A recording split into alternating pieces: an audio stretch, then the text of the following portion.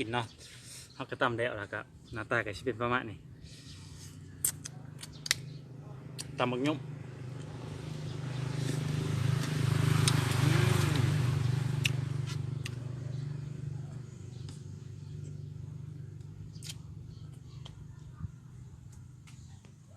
สุดยอดเด้อสุดน้ำจะนอน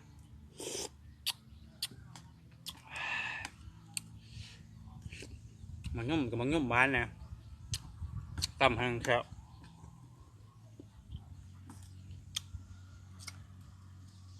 ไม่กันใหญ่กันดีแท้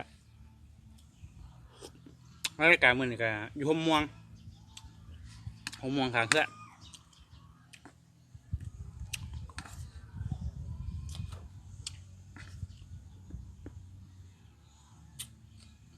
กินผู้เดียวอีกมือนี่ก็ได้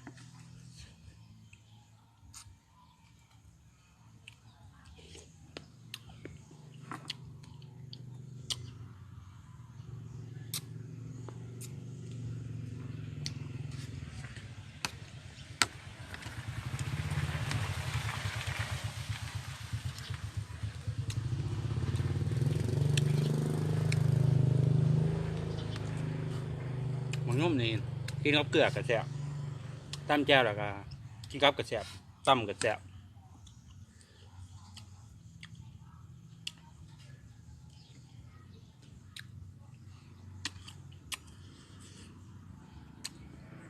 ลูกตะไคร้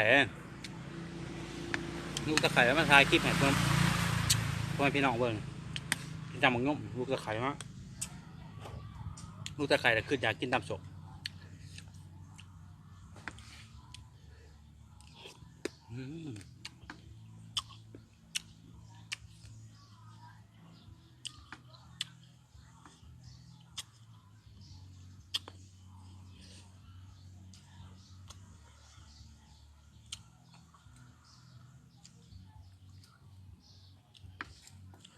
ในมันจะแข็งหน่อยหนึ่งสนั่งเข้าไป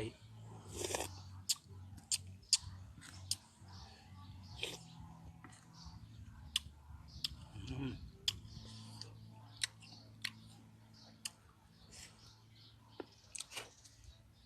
รรยากาศแถวนี้ก็สิบอยากดีปานใดเพราะว่าหญ้าใต้ฝนบ่ตกหญ้าใต้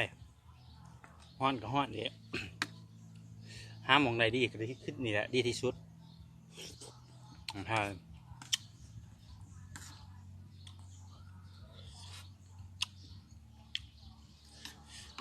ตั้มบ่อยากแตกปานใดยังเป็นหน่วยอยู่ผู้ที่ขาดทาง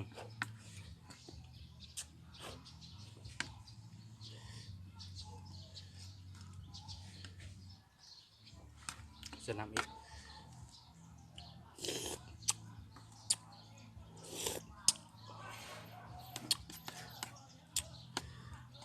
ทำมังยมฮะ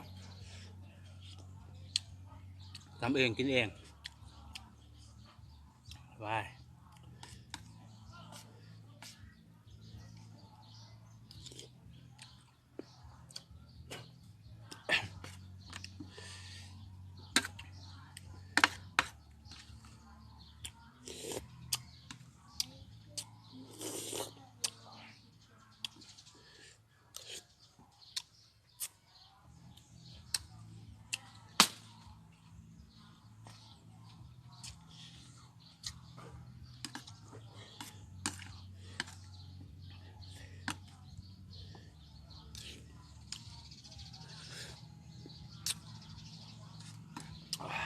แซ่บ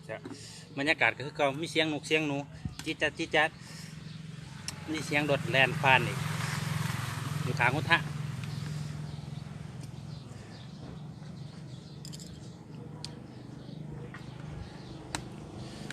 ใช่กูได้หอนได้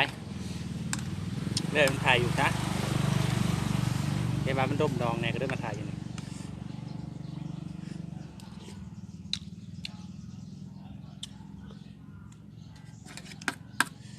เรื่องไอ้